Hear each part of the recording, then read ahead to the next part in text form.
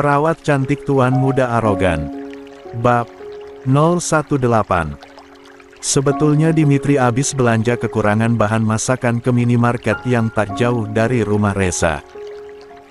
Dia enggan menyuruh Sri atau yang lainnya karena bahan yang dibeli Sri sering tidak cocok dengan sifatnya yang perfeksionis.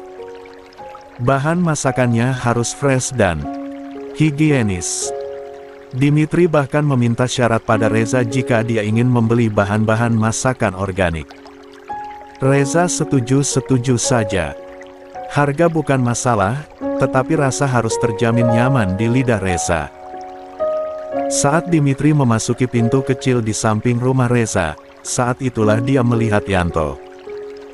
Pintu kecil itu tersamarkan dari luar dan dari dalam oleh pepohonan. Dimitri memeluk paperback agar tidak bersuara. Dia berdiri mematung memperhatikan Yanto. Cukup lama Dimitri menunggu Yanto pergi, tapi Yanto tidak pergi-pergi.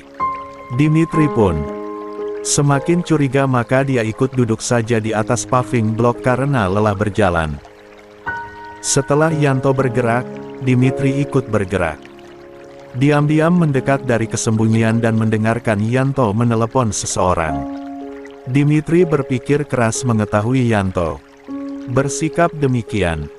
Saat Yanto berlalu, Dimitri tetap saja diam di tempatnya berdiri.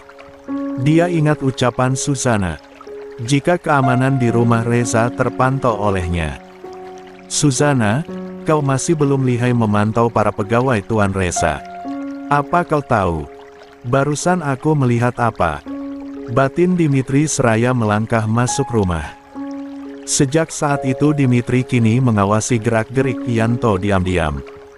Dia juga akhirnya tahu Yanto selalu memperhatikan Lani. Semakin pusing saja Dimitri dibuatnya. Dia senang mengobrol, senang bergosip, tapi soal Yanto, Dimitri bungkam. Enggan menceritakan pada siapapun tentang sikap Yanto. Apa sebaiknya aku bercerita pada Susana? Ah, ya. Ini bisa juga kujadikan alasan untuk bisa berkencan lagi dengannya. Dimitri menemukan ide bagus untuk bisa mengobrol berdua lagi dengan Susana. Di kamarnya, Reza sibuk memikirkan apakah dirinya akan berterus terang atau tidak pada semuanya tentang sandiwaranya selama ini. Sayang, nanti malam Mama mengundang kita makan malam di rumah.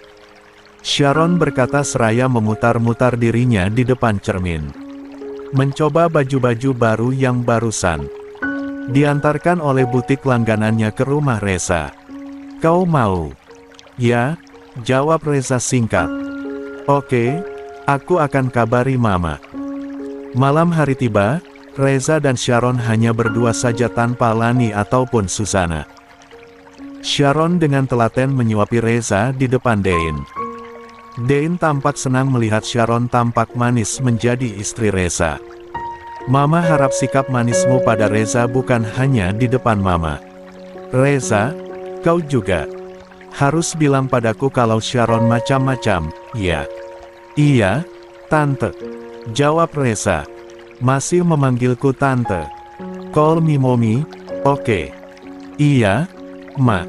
Ralat Reza sembari tersenyum tampan. Sharon sebetulnya mengeluh dalam hati kenapa Reza harus bersusah payah berpura-pura buta. Mereka makan malam dengan riang diselingi obrolan ringan. Setelah selesai, Reza berbincang mengenai bisnis dengan Dein di ruang keluarga. Sementara Sharon memilih masuk kamar karena tidak mengerti dengan pembicaraan Dein dan Reza. Baju-bajuku sebanyak ini. Sebelah sini masih berbandrol karena belum sempat aku pakai. Mau kuapakan baju ini?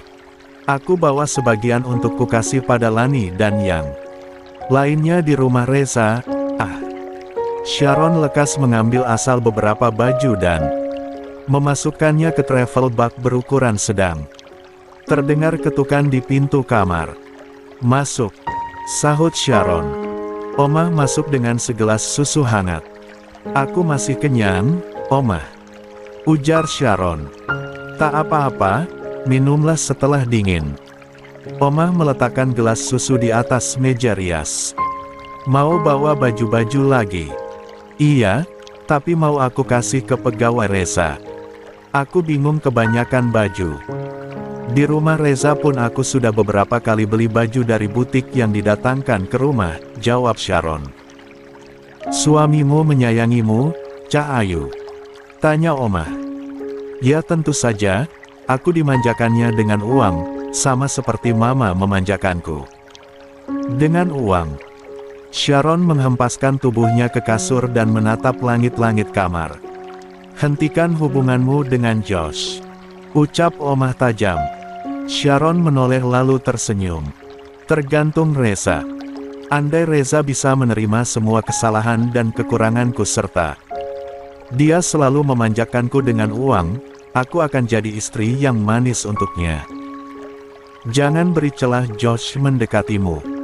Omah mewanti-wanti dengan tegas. Sharon tergelak. Kenapa Omah jadi seperti Mama? Mama sangat khawatir aku kembali bermain-main dengan Josh. Karena lelaki itu sudah terobsesi padamu. Pernikahanmu bukan halangan untuknya, ucap Omah tegas. Sharon tenang saja, dia tak akan berani ke rumah Reza. Aku pun jika pergi kemana saja selalu diantar bodyguard Reza. Omah mengangguk senang. Dia duduk di tepi tempat tidur, mengelus rambut Sharon. Hiduplah bahagia selamanya, ucap Omah lembut. Terima kasih, Omah. Omah adalah mama keduaku. Sharon tersenyum dan memeluk paha Omah. Lanjutkan beres-beresnya. Omah masih banyak pekerjaan di belakang. Omah gegas bangkit keluar kamar.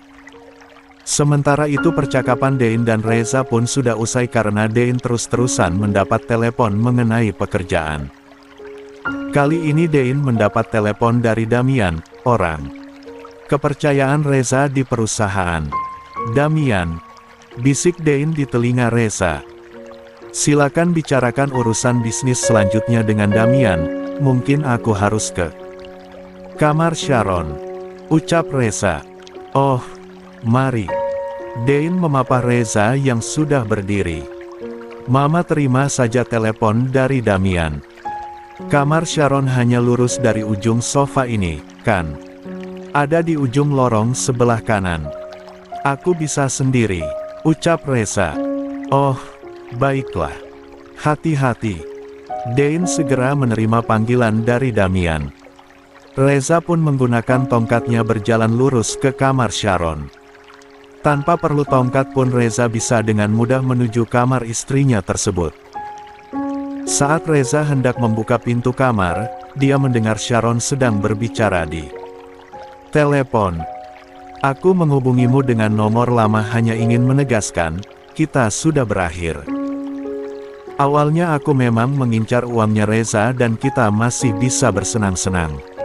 Tapi rasanya, aku memang jatuh cinta dengan Reza. Aku tahu dia tidak buta dan aku tak tahu alasan apa dia pura-pura buta. Menyusahkan sebetulnya. Tapi biarlah, aku hanya akan mencoba mengikuti permainannya sembari belajar mengurus suami. Jadi kumohon, jangan lagi mengharap apapun dariku, oke? Reza termenung sesaat di pintu kamar. Dia yakin Sharon sedang menelepon Josh. Apa ucapannya benar? Dia mau berubah. Di kamarnya sendiri tidak ada CCTV, dia juga sendirian dan tahu kalau aku sedang berbincang dengan mamanya. Baguslah kalau dia memang benar-benar mau meninggalkan bocah ingusan itu. Reza membatin. Reza diam, dia melihat Dein masih bicara di telepon dengan Damian. Dia kembali berjalan menjauh dari kamar Sharon. Lalu berbalik menuju kamar Sharon dan kali ini langkah serta tongkatnya dia buat berisik. Agar Sharon tahu dirinya baru saja tiba. Reza mengetuk kamar Sharon. Pintu kamar terbuka. Sedang apa? Tanya Reza. Aku beres-beres baju, kebanyakan dan sudah old fashion. Mau aku kasih Lani, Sri dan yang lainnya, jawab Sharon seraya diam-diam membuang kartu SIM lamanya ke sembarang arah. Tapi Reza melihatnya dari cermin. Reza tersenyum. Good. Reza duduk di tempat tidur. Kamarmu harum, ujar Reza. Padahal aku sudah berhari-hari di rumahmu, ya. Kekeh Sharon. Reza mengitari kamar Sharon yang sangat luas meski tak seluas kamarnya. Nuansa merah mendominasi kamar Sharon. Sepertinya dia memang penyuka warna merah. Warna menyala yang berarti semangat yang membara, berapi-api dan bisa saja berarti kemarahan yang meledak-ledak. Merah membuat mataku silau. Aku suka warna-warna lembut, ungu muda, merah muda atau coklat muda. Reza mengoceh dalam hati. Apa kita menginap di sini saja? Usul Sharon. Aku tak bawa salin, jawab Reza. Ya sudah. Kita pulang sekarang. Reza mengangguk. Sharon dan Reza memutuskan segera pulang. Dain memeluk dan menyapai Sharon berkali-kali. Betapa kentara kasih sayang Dain untuk Sharon. Omah yang melihat Dain tampak begitu menyayangi Sharon terlihat sangat puas dan bahagia. Dain dan Omah mengantar Reza dan Sharon sampai teras di mana jauh hari dan mobil. Reza diparkir di depan teras. Sharon melambai pada Dain dan Omah. Di dalam mobil, Sharon menggandeng lengan Reza dan menjatuhkan kepalanya di bahu suaminya itu. Reza membiarkannya saja meski separuh hatinya ingat pada Lani. Di mana gadis itu malam ini, masih bersama Aleska atau sudah tidur dengan mulut menganga dan kaki kemana-mana. Reza pernah memergoki posisi tidur Lani di kamarnya dan besoknya dia meminta Suzana memberitahu Lani agar selalu mengunci pintu kamarnya. Cinta memang sulit diterka. Pada siapa harus dilabuhkan. Terkadang harus rela melepaskan meski hati menjerit ingin menggenggam. Andai saja aku tidak terjebak dalam lingkaran kepasrahan, aku ingin mengatakan pada dunia bahwa engkau satu-satunya yang menjadi pilihan. Reza Darmawangsa. Reza dan Sharon tiba di rumah jam 11 malam. Sebagian penghuni rumah sudah terlelap ke alam mimpi. Saat hendak melewati pertigaan koridor kamarnya, Reza melirik ke kamar Lani. Sudah tidurkah dia? Apa dia senang seharian berkumpul bersama Aleska dan ibunya di rumah sakit? Reza membatin hampa. Kenapa perasaan Reza hampa? Dia seolah-olah tak bersemangat menjalani keputusan yang dia ambil untuk fokus pada pernikahannya. Sharon, apa besok kita bisa bepergian berdua saja? Pergi jauh. Pergi jauh. Kemana? Bulan madu. Sharon berjalan memapah Reza dengan lembut. Di belakangnya jauh hari mengekor membawa 2 travel bag milik Sharon. Ke puncak atau Bali atau mana saja, sedikit jauh dari Jakarta. Mungkin sekitar 1 atau 2 hari sebelum kita benar-benar bulan madu, jawab Reza. Sharon tampak senang. Bagaimana kalau ke puncak saja? Mamaku punya villa baru. Aku juga belum pernah ke sana, usul Sharon. Oke, besok kita ke sana. Sahut Reza tersenyum renyah di permukaan. Sementara, hatinya terus saja memilin rasa hampa, entah kenapa.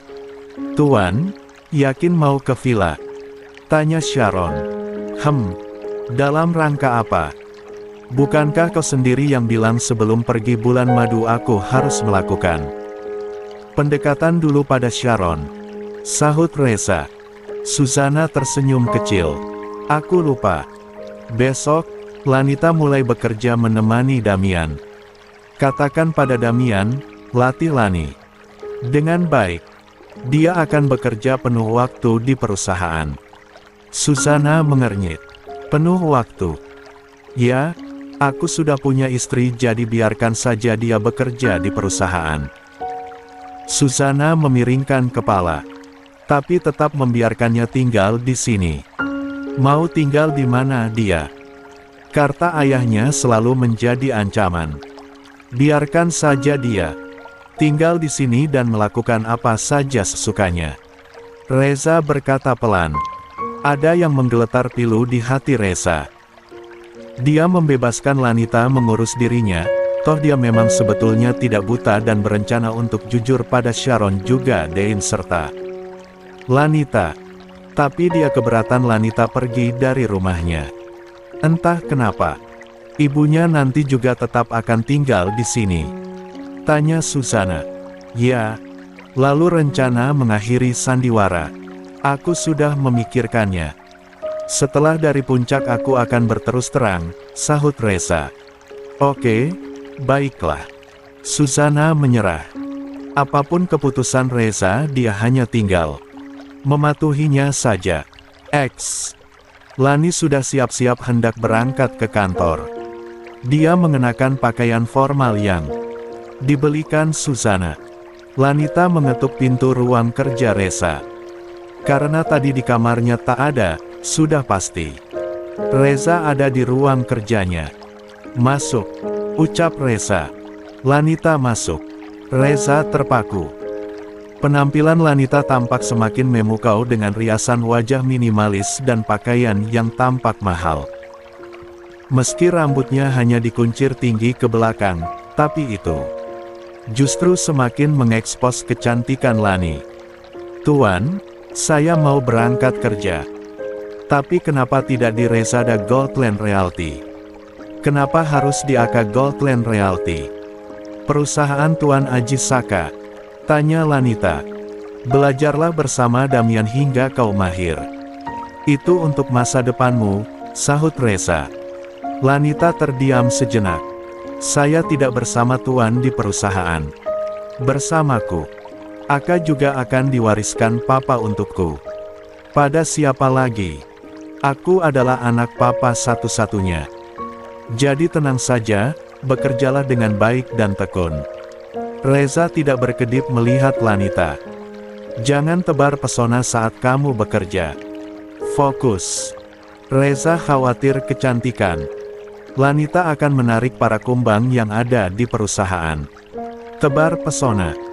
Lanita tersenyum dan menutup mulutnya tapi dia tetap menunduk. Reza mengernyit. Kenapa? Tanya Reza. Andai saya penuh pesona seperti Nona Sharon pun saya tak akan pernah menebar pesona.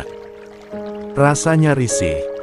Saya tidak pernah punya kepercayaan diri untuk menebarkan pesona. Lanita menjawab lugu. Ya, bagus. Tetaplah seperti itu. Reza bernapas lega. Kamu pulang pergi diantar jauh hari. Tapi tugas jauh hari mengantar jemput kemanapun Tuan pergi, ujar Lani. Rashid sudah pulang dari Surabaya. Rashid sopir sekaligus ketua bodyguard di rumah ini. Masih ingat Rashid? Orang yang pertama kali mengantarmu pulang saat kau merengek. Meminta pulang karena mengkhawatirkan ibumu. Lanita mengangguk pelan. Masih ingat, Tuan? Reza menghela napas dalam. Dia terus saja memandangi Lani yang tak henti menunduk dari sejak dia masuk. Lani, tak adakah keinginanmu melihat wajahku? Wajah yang banyak orang bilang tampan. Apa menurutmu Aleska lebih tampan dariku hingga kamu selalu saja bersikap nyaman dan bebas tertawa bersamanya? Reza membatin resah. Ya sudah, pergilah. Ingat, makan siang harus tetap dengan Damian atau Tiara, kepala sekretaris di sana. Jangan pernah pergi makan siang dengan yang lain apalagi dengan karyawan pria. Reza berkata tegas. Baik, Tuan. Jawab Lanita. Reza memejam saat Lanita pergi dari ruangannya. Apakah aku sudah benar-benar jatuh cinta pada gadis itu? Beginikah rasanya jatuh cinta? Resah, cemas dan selalu ingin melihatnya baik-baik saja setiap saat. Reza kembali membatin gelisah. Kasih puncak. Villa milik Dein tampak besar tapi tidak terlalu mewah. Mama sengaja beli villa sederhana ini untuk acara keluarga inti. Hanya ada TV di ruang tamu saja, jelas Sharon. Kau bilang kita hanya berdua, kenapa Susanna dan Dimitri kamu ajak serta? Ucap Sharon. Susanna harus ikut kemanapun aku pergi. Dia perantara aku dan Damian. Tiap hari aku tetap harus bekerja meski aku tidak berada di kantor.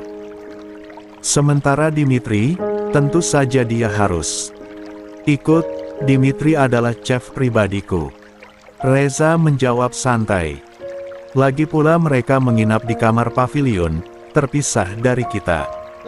Jadi kita akan bebas melakukan apapun berdua, bukan?